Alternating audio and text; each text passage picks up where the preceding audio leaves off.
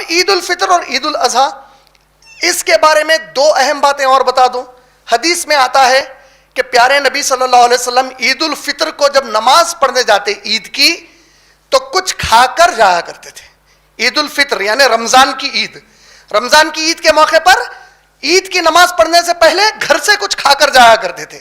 بقرعید، عید الاضحیٰ جو اب آنے والی ہے 2 دن کے بعد، جب عید الاضحیٰ کا موقع آتا تو نبی صلی اللہ علیہ وسلم بغیر کچھ کھائے کے گھر سے جاتے، عید کی نماز پڑھتے، خطبہ دیتے، واپس آتے، جانور کو ذبح کرتے اور ذبح کیے ہوئے جانور میں سے کچھ حصہ کھا کر اپنے دن کے کھانے کی شروعات کرتے. یہ عین سنت ہے محمد رسول اللہ صلی اللہ علیہ وسلم کی. اور بعض روایتوں میں یہ بھی آتا ہے کہ بی بی عائشہ رضی اللہ تعالیٰ عنہ فرماتی ہیں کہ نبی صلی اللہ علیہ وسلم جیسا ہی قربانی دیتے جانور کی تو کلیجی اور دل نبی صلی اللہ علیہ وسلم کو بہت پسند تھا. یہ دونوں چیزیں فوراً پکانے کے لیے دے دیتے اور یہ پکائی جاتی اور اسی سے ناشتہ کرتے محمد صلی اللہ علیہ وسلم. اس سے یہ عین سنت ہے.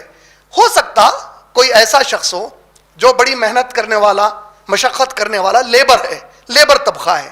اب یہ بیچارہ جس علاقے میں رہتا ہے وہاں پر مان لیجئے کہ اس کے پاس قربانی کی خود کی گنجائش ہی نہیں ہے اور عید کا وقت بھی جو عید کی نماز کا ٹائم ہے وہ بہت دیر سے ہے.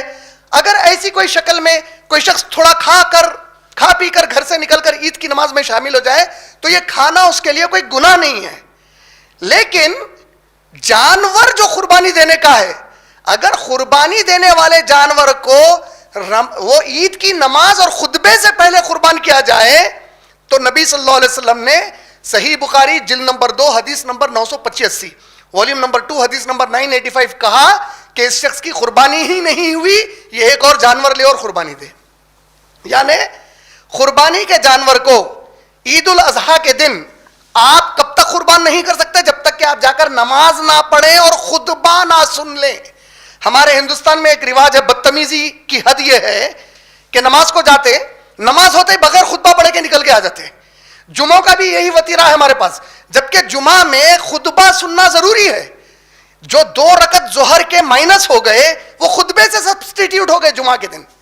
تو گویا آپ 4 رکعت میں کہ 2 رکعت خطبے کی شکل میں ہے اور باقی کے 2 رکعت کی آپ نماز پڑھتے جمعے کے دن.